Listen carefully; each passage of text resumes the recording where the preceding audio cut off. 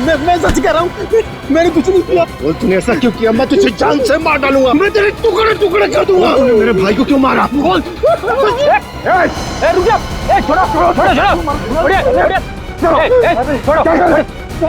मेरे भाई को, इसने मेरे भाई का खून। सब शांत हो जाओ, हमें अपना काम करने दो, सब कुछ सामने आ जाएगा, समझा?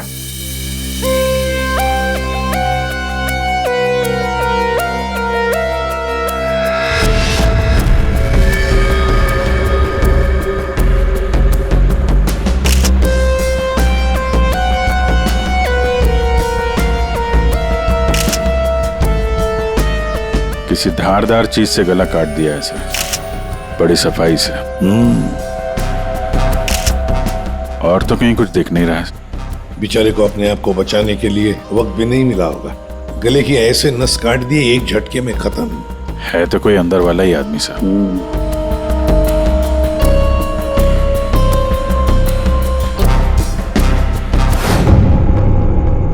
बेटा तू बहुत लकी है जो तूने अपने पापा की गाड़ी ठोक दी, फिर भी तेरे पापा ने तुझे कुछ नहीं कहा।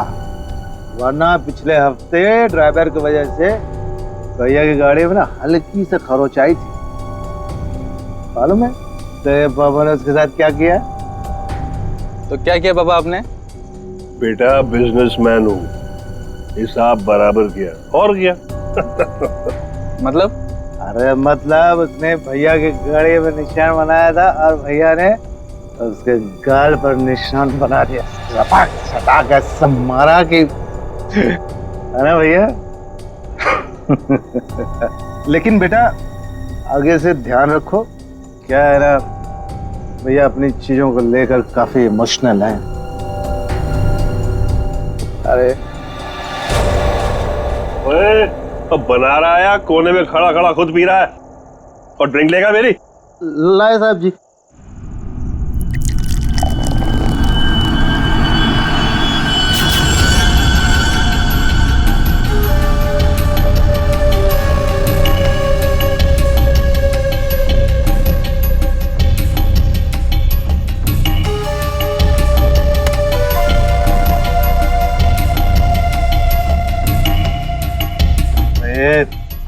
इतना कांप क्यों रहा है? हाँ संभाल के रख। अरे बेवकूफ, एक ही किया तूने। पकड़ मार डालूंगा यहीं। साहब बैठ जा बैठ जा।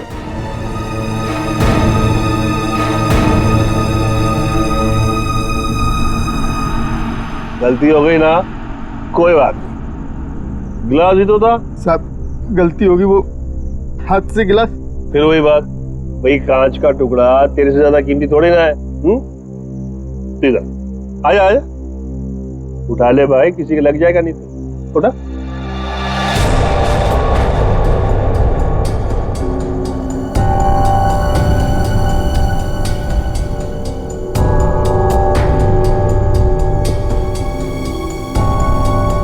ओए, ये ग्लास ना एक बॉक्स में दर्जन भर मिलते हैं, लेकिन तू तो एक ही है, इकलौता मेरा वफादार। हाँ? लेकिन तुझ जैसे दर्जन भर भी बेच के आओ ना, बदले में ऐसा एक भी गिलास नहीं मिलने वाला, समझा? अभी मेरी पगार में से काट।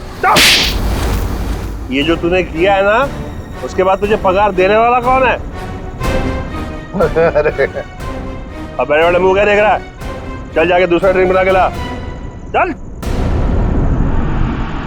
सुन, ग्लास संभाल कर लाना, वरना टूट गया ना तो तुझे भी बसंती तरह कांच के टुकड़ों पर नचाऊंगा। हेलो हेलो, अरे कौन बोल रहा है? आपके कपड़े चेंज करवा देता हूँ। तू ठीक करा, चल चल चल चल। हेलो, और मुंह में जुबान नहीं है क्या? हेलो हेलो, अरे बोलो कुछ।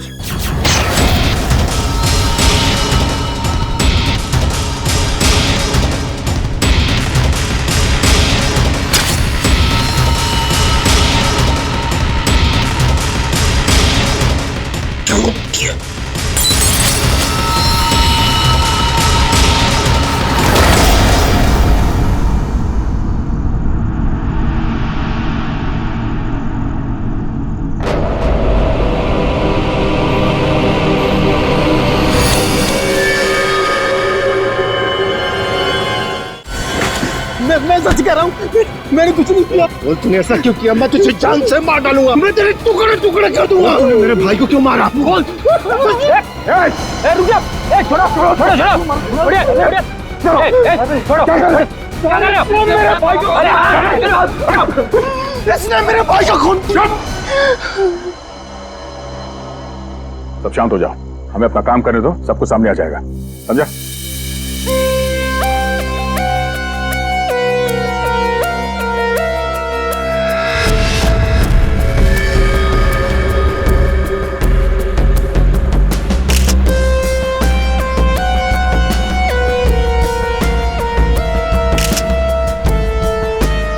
किसी धारदार चीज से गला काट दिया है सर, बड़ी सफाई से।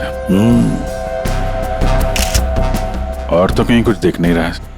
बेचारे को अपने आप को बचाने के लिए वक्त भी नहीं मिला होगा। गले की ऐसे नस काट दिए एक झटके में खत्म। है तो कोई अंदर वाला ही आदमी साहब।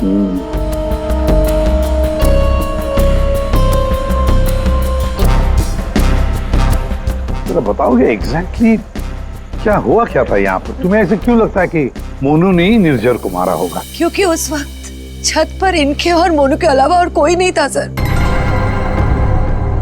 आप कहाँ थे?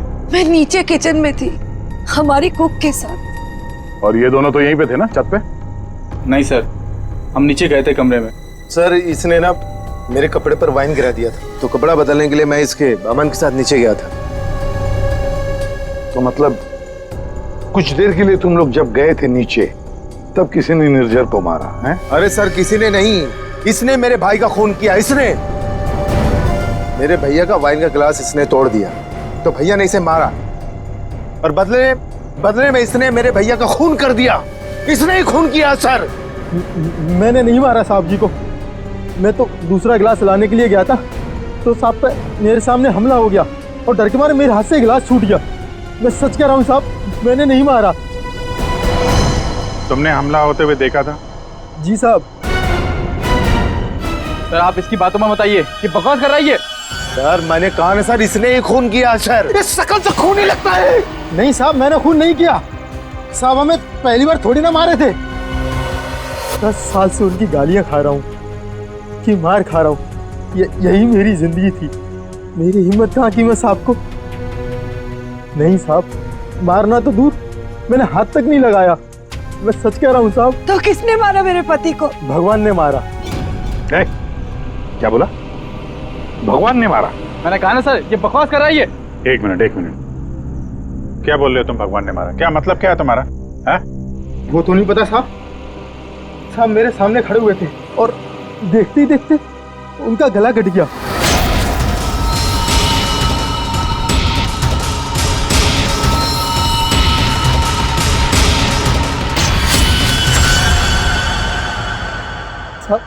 ना तो कोई चाकू, ना कोई खंजर, कोई हथियार भी नहीं, और कोई हथियार चलाने वाला भी नहीं साहब।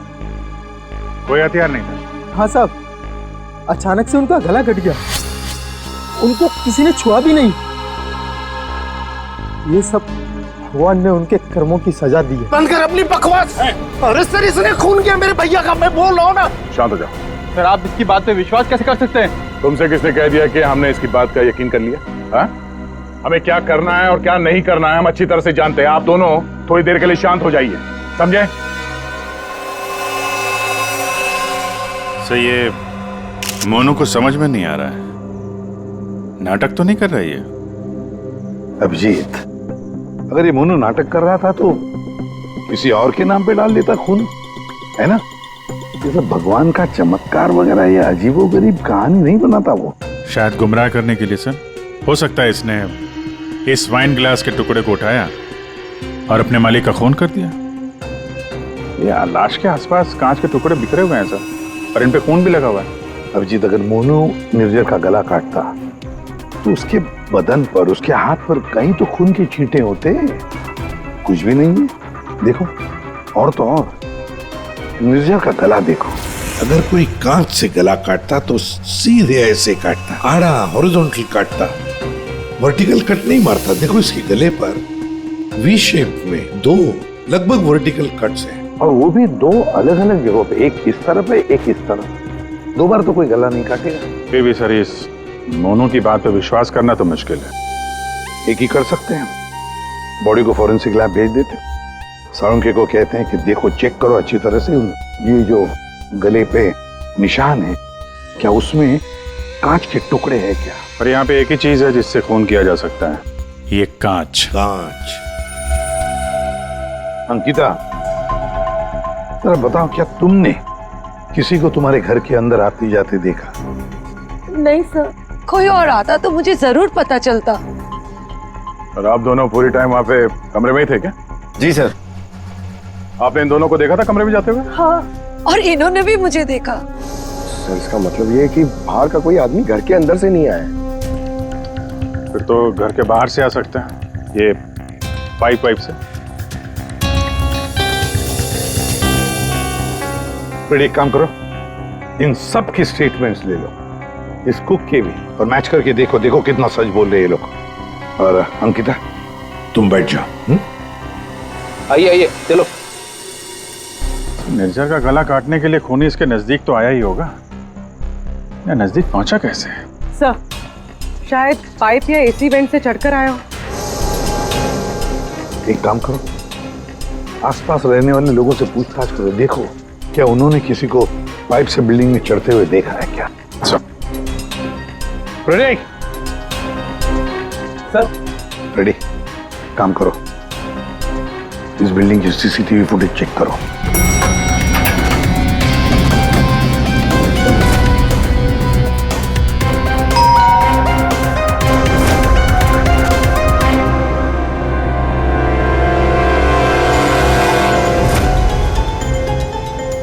इसमें तो कुछ दिख नहीं रहा, फिर खूनी ऊपर पहुंचा कैसे?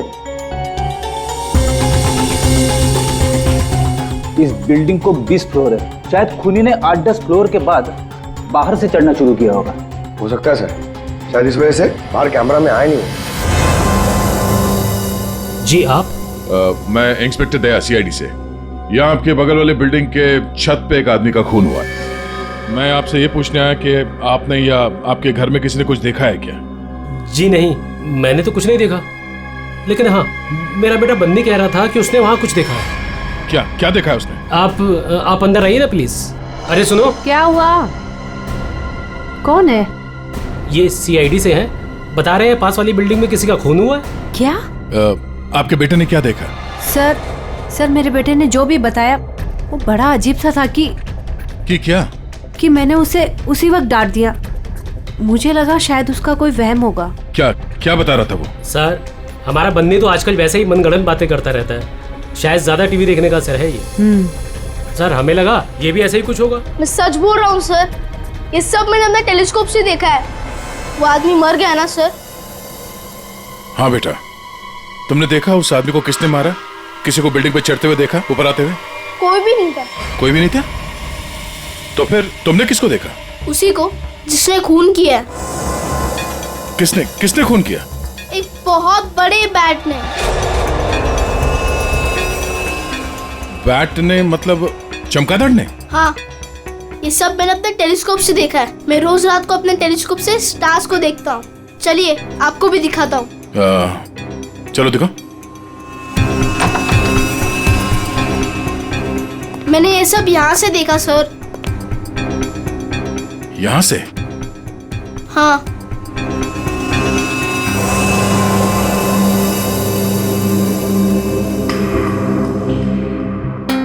मैंने सच में देखा था अंकल। बेटा, आपका फेवरेट सुपर हीरो कौन है? बैटमैन। ओह, बैटमैन।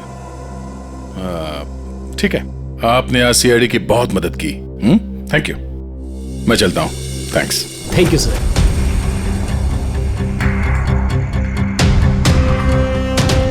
तो पूरे बिल्डिंग में पता किया, डेड एंड है। किसी ने भी किसी को बिल्डिंग में चढ़ते देखा नहीं सर। सीसीटीवी फुटेज भी चेक किया सर, कोई नहीं दिखाई दे रहा है। इंसानों ने नहीं देखा, कैमरों ने नहीं देखा, ये खूनी है या मिस्टर इंडिया? रेडी, ये खूनी कांच की तरह है, कांच की तरह ट्रांसपेरेंट, पारदर्शी। हमारे सारे सवालों का एक ही जवाब है, ये कांच। तुम्हारा अंदाजा एकदम सही है। इसके गले के घाव में से कांच का टुकड़ा मिला है। मतलब सर मोनू ने टूटे हुए कांच से इनका गला काटा और इनकी जान ले ली? हाँ लगता तो वैसे, मगर पता नहीं क्यों मेरा मन कहता है कि जो दिखता है ये केस वैसा नहीं है। बिल्कुल तुम्हारी बातों की तरह से। हाँ नहीं, मेरा कहने का मतलब ये था कि वाइन ग्लास के कांच के टुकड़े को और उसके घाव में से जो कांच का टुकड़ा मिला उसको, दोनों को मैंने अच्छी तरह से टेस्ट किया। तो दोनों एक ही हैं लेकिन अलग अलग। देख सारुण के दिमाग खराब मत कर यार, जो है वो सीधे सीधे बता देना यार। सीधी सीधी बात ये है भाई कि वाइन ग्लास के कांच के टुकड़े से इसका गला नहीं काटा गया। तो फिर देखना चाहते हो? आओ देखो, ये है वाइन के ग्लास का टुकड़ा और ये देखो, ये है वो कांच जो इसके गले के घाव में से मिला है। दोनों की कंपोजिशंस अलग अलग है, ठीक है? वाइन का ग्लास बहुत ही महंगे क्रिस्टल से बना हुआ है और इसके गले में से जो कांच का टुकड़ा मिला है वो बहुत ही साधारण सा, बहुत सस्ता सा, घरेलू काम में इस्तेमाल किया जाने वाला कांच है।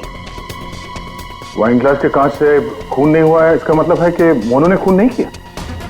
लेकिन हमें वहां पे तो दूसरा कोई कांच का टुकड़ा मिला ही नहीं।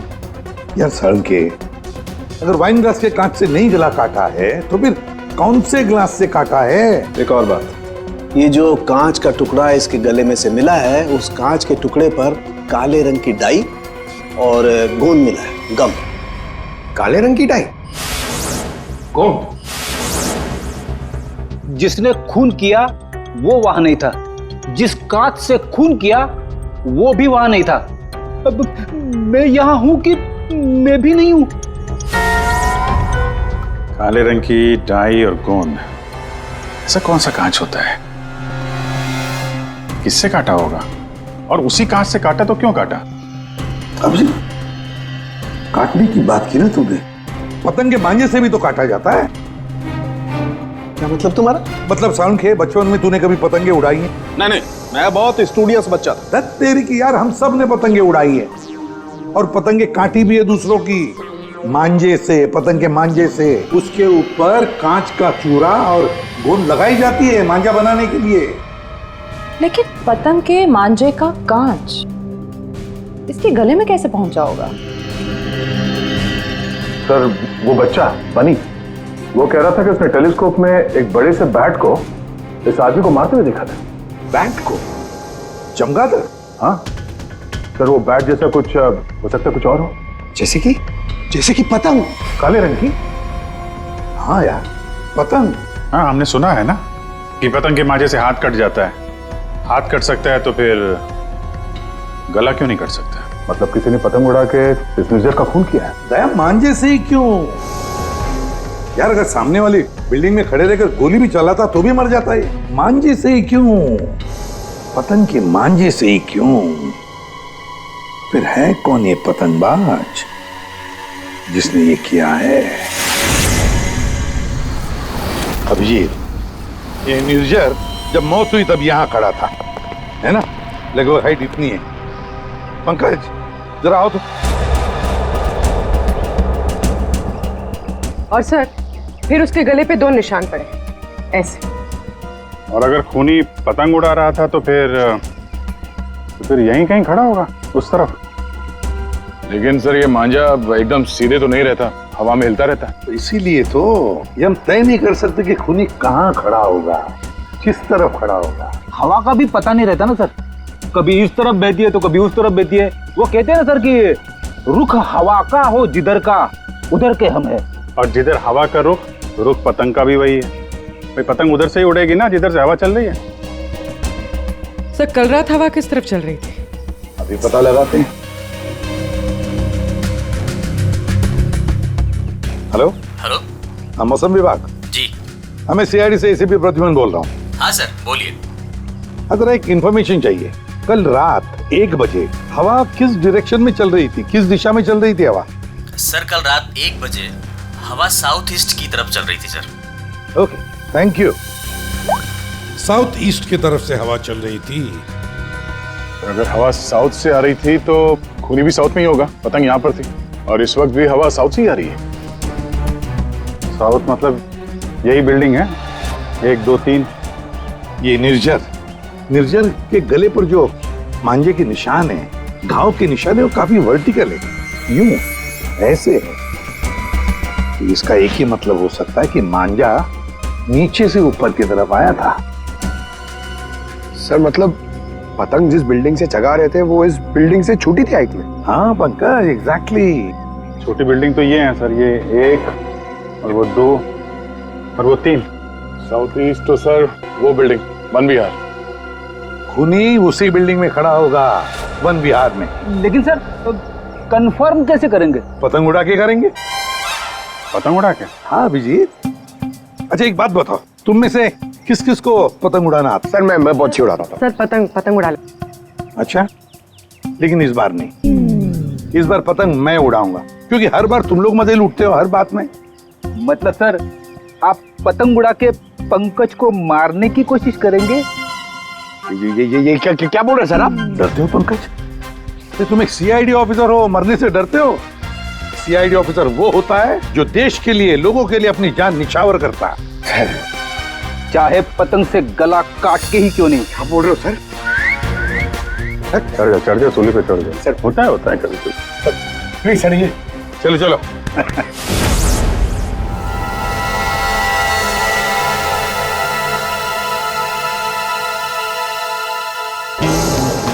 अभिजीत, अरे जरा ढील दो। हाँ बता।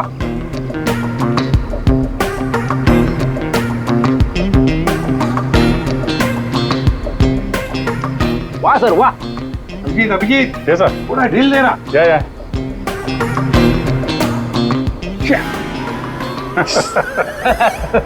अभिजीत सर की पतंग कट गई। हाँ।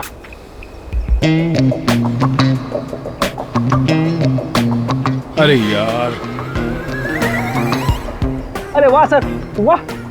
आप पतंग को ना एक बार उस पुतले तक लेके जाइए, हमारा शक यकीन में बदल जाएगा।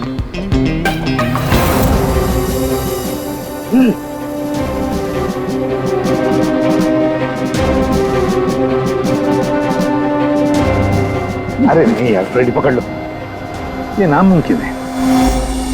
कितनी सारी चीजों का ध्यान रखना पड़ता है, हवा की दिशा, फिर वो एंगल, हाइट। सर अगर आपसे नहीं हुआ तो मुझे नहीं लगता ये पॉसिबल है। मगर सर सारुके साहब तो श्योर थे, गर्दन मंजे से ही कटी है। सर हो सकता है मांझा ही हो, पतंग हो ही ना। इस निर्जर के केस को किसी और तरीके से सुलझाना पड़ेगा। कोई और तरीका? हाँ, निर्जर की मौत से किसको सबसे ज्यादा फायदा हो सकता है, उसे ढूंढना पड़ेगा। सर अगर आपकी परमिशन हो तो ये सब प्लान चेंज करने से पहले मैं किसी के आदमी से बात करना चाहता हूँ। किससे? नाम तो नहीं मालूम, ढूंढना पड़ेगा सर उसे।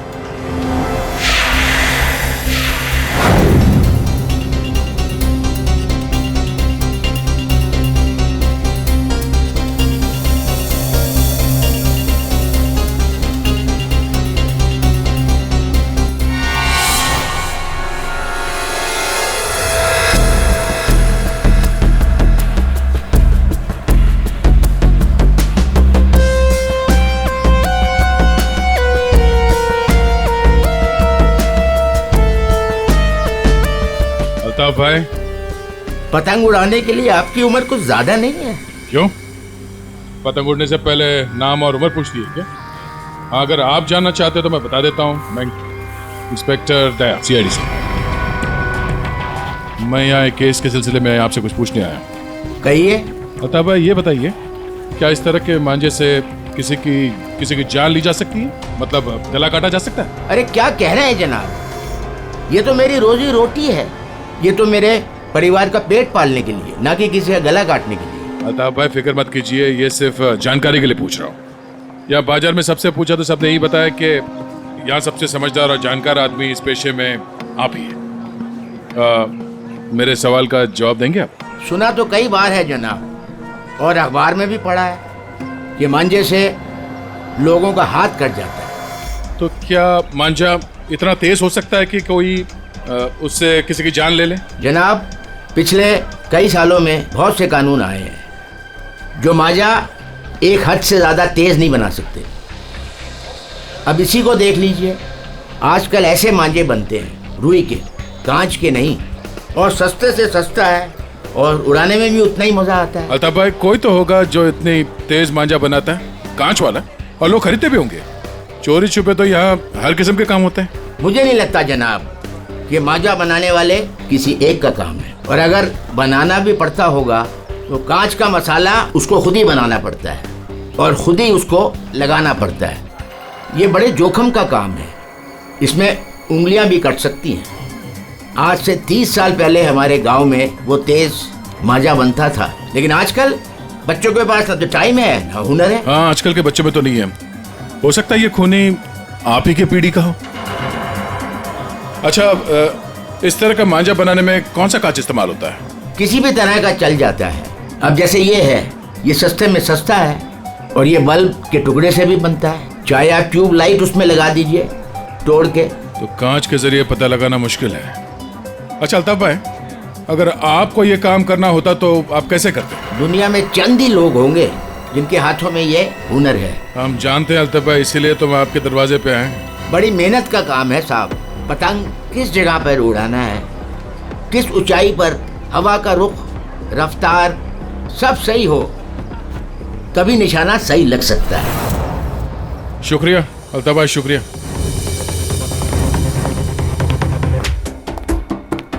सर, सर ये वो लोगों की सस्पेक्ट लिस्ट है जो निर्जर को मार सकते हैं। इतने सारे दुश्मन इस निर्जर के? सर वो बहुत ही स्वार्थी और बेरहम बिजनेसमैन था। बहुत लोगों को धोखा दिया था उसने सर। तो इनमें से किसी ने बदला लिया होगा। पॉसिबल है सर। सर हाँ, ये वो केसेस है जो निर्जर के ऊपर फाइल हुए थे। इनमें से ज्यादातर कंप्लेंट उसके एक्स एम्प्लॉइज के हैं, जिनका कहना है कि निर्जर ने उन्हें सैलरी नहीं दी थी। कमाल है, इतना बड़ा बिजनेसमैन और अपने वर्करों को पगार नहीं देता था। बिजनेस लॉस में जा रहा था क्या?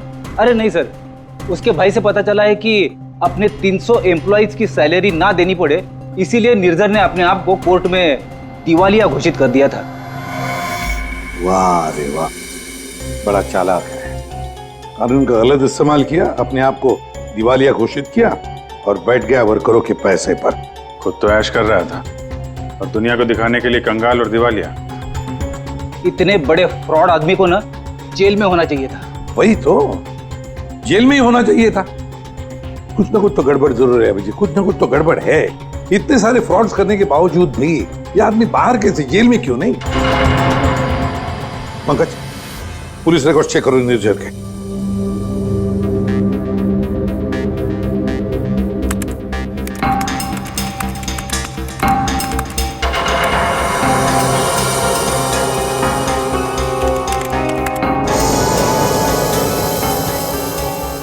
सर पुलिस रिकॉर्ड तो है। क्या 5 साल पहले निर्जर कस्टडी में लिया गया था सर। ये मगर सर सिर्फ 1 घंटे के लिए। क्या? सिर्फ 1 घंटे के लिए? कमाल है सर, 1 घंटे के लिए कौन जेल में जाएगा? इतना बड़ा फ्रॉड किया और सिर्फ 1 घंटे के लिए?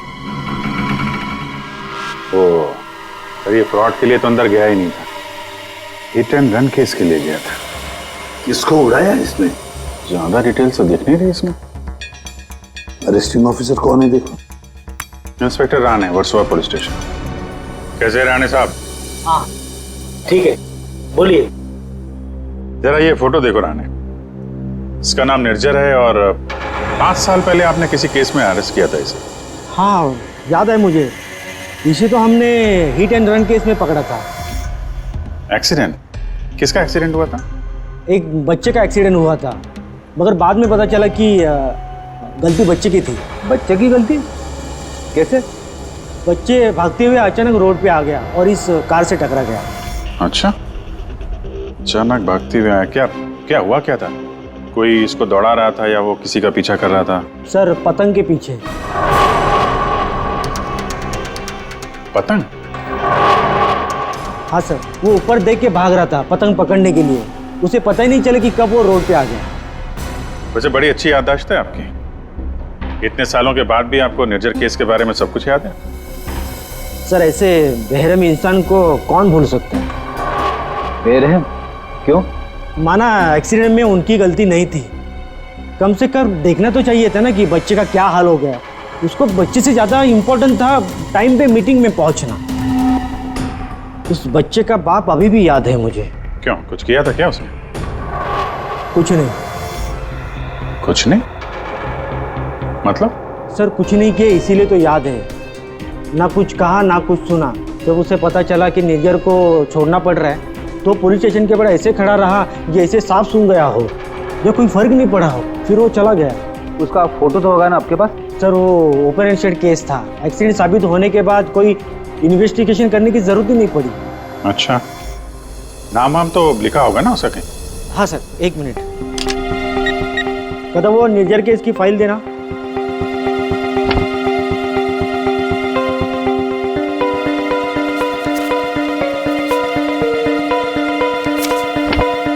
सर ये देखिए, बच्चे का बाप का नाम, फोन नंबर और एड्रेस भी है। पवन कुमार, शंकर नगर। बेड़ी, एड्रेस फोन नंबर वगैरह नोट कर लो जरा।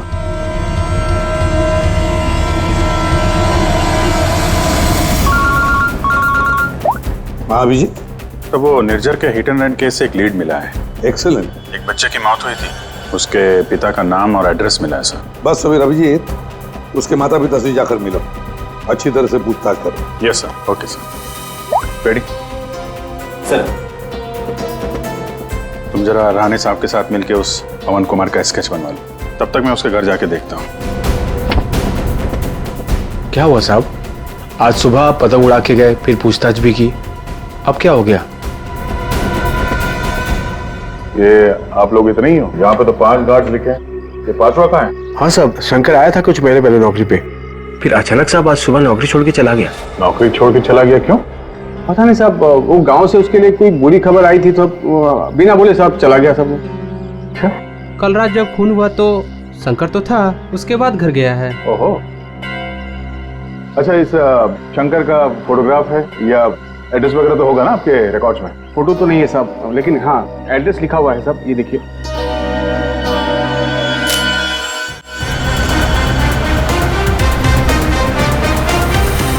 हाँ सर, एड्रेस तो मिल गया है, पर मुझे लग रहा है कि ये एड्रेस गलत हो सकता है सर। शंकर ने खून किया है सर, फिलहाल तो फरार है, पर उसने निर्जर को क्यों मारा होगा ये मकसद तो समझ में नहीं आ रहा है।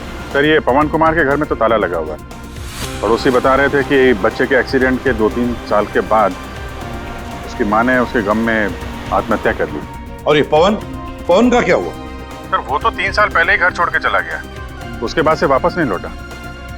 मुझे तो इसी पे शक है सर। एक मिनट अभिजीत, ये पवन 3 साल पहले घर छोड़कर चला गया और फिर अचानक अब जाग उठा बदला लेने के लिए? क्या कर क्या रहा था 3 साल तक? एक मिनट सर, एक मिनट। अभिजीत, ये पवन अपने घर से कितने साल से गायब है? ये 3 साल पहले। क्यों? 3 साल से? अच्छा सर, वो पवन कुमार का स्केच बनने वाला था, बन गया वो? देखता हूं।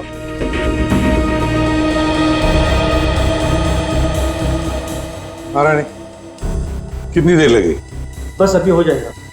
गुड। दया, थोड़ा टाइम लगेगा। क्यों? लेकिन क्यों पूछ रहे हो?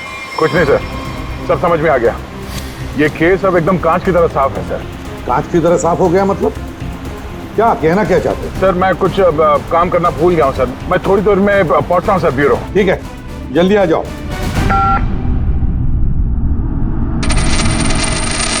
हाँ यार, आज नींद नहीं आई।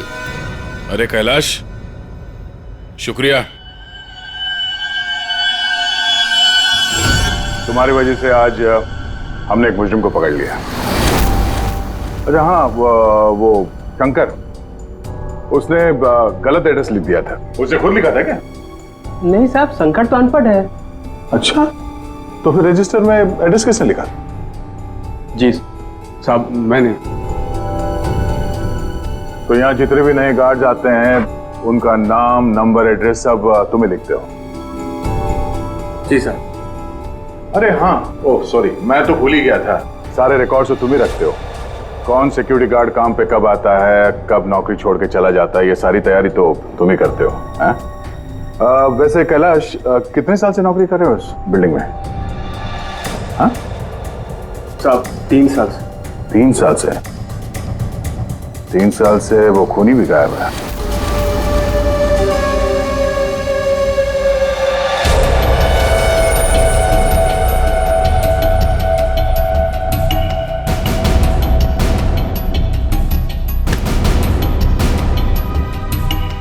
निर्जर के खून के इल्जाम में मैं तुम्हें गिरफ्तार करता हूं, पवन कुमार। पवन कुमार? हमारा नाम तो कैलाश है साहब। वो आपको शायद कोई गलत फहमी हो रही है हमको पहचानने में। लेकिन मुझसे कोई गलती नहीं हो रही है मिस्टर पवन कुमार। ये क्या है साहब? हाँ क्या साहब, आपको कोई नहीं मिला तो एक गरीब को फंसा रहे साहब। अच्छा,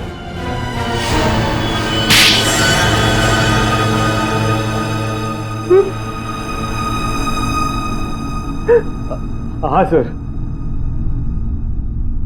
मैंने मारा निर्जर को। उसने मेरे बच्चे की जान ली सर। मेरे संजीत को अपनी गाड़ी के नीचे कुचल दिया। मेरी पत्नी संजीत की मौत का गम बर्दाश्त नहीं कर पाए, खुदकुशी कर ली। निर्जर ने सिर्फ मेरे बेटे को नहीं मारा साहब, कि 2 खून किए। उसे जिंदा रहने का कोई हक नहीं है साहब। ऐसे बेरहम नीच आदमी का मर जाना ही अच्छा था। पवन, निर्जर अच्छा आदमी नहीं था, हमें भी पता है, मगर उसने तुम्हारे बेटे को जानबूझकर नहीं मारा। गलती तुम्हारे बेटे की थी। वो खुद पतंग के पीछे दौड़ते दौड़ते निर्जर की गाड़ी के सामने आया। गलती मेरी है। मैंने उसे सिखाया था पतंग बनाना, पतंग उड़ाना, सब कुछ। उसे बहुत शौक था पतंग उड़ाने का, पतंग के पीछे भागने का। काश मैं उस दिन से रोक लिया होता।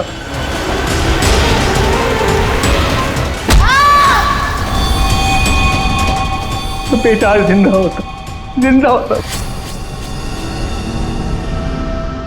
देखो, हम तुम्हारा दर्द समझ सकते हैं, लेकिन तुम्हें यह भी समझना चाहिए कि वो एक एक्सीडेंट था, लेकिन एक्सीडेंट के बाद वो मेरे बच्चे को बचा सकता था ना। क्या मतलब? जब पुलिस ने उसको रिहा किया, सर आप बच्चे को अस्पताल तो लेके जा सकते थे ना। बच्चे की हालत देखी थी आपने? खून से लथपथ था वो। अगर मेरी गाड़ी की सीटें खराब हो जाती तो कौन जिम्मेदार होता?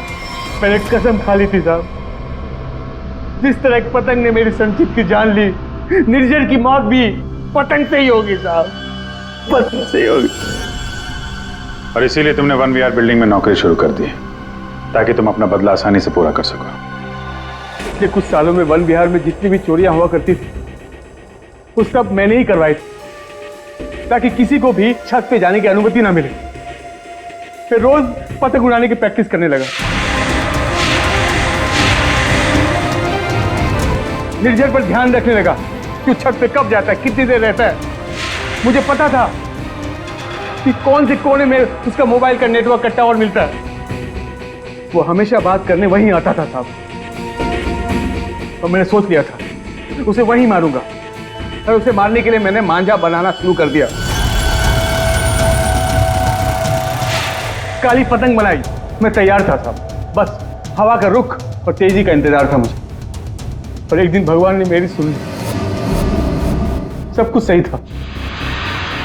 मैंने निर्जर के मोबाइल पे फोन किया, पतंग उड़ाई और उसका गला काट दिया। जिस मांझे से तुम अपनी जिंदगी का इंसाफ करना चाहते थे, उसी मांझे ने तुम्हारी जिंदगी की रेखा बदल दी। तुम्हें कड़ी से कड़ी सजा होगी। हाय बनी, ये आपके लिए। ये किस लिए? केस सॉल्व करने में आपने हमारी मदद की है, इसलिए हमारी तरफ से ये थैंक यू गिफ्ट। लेकिन जब तुम पतंग उड़ाओगे जरा संभाल के, तो तुम्हारी मम्मी या पापा साथ में हो तभी उड़ाना, अकेले नहीं। जैसे तुम टेलीस्कोप से स्टार्स देखते हो ना, वैसे ही जब तुम ये पतंग उड़ाओगे मैं इसे देखूंगा। प्रॉमिस? पक्का वाला प्रॉमिस।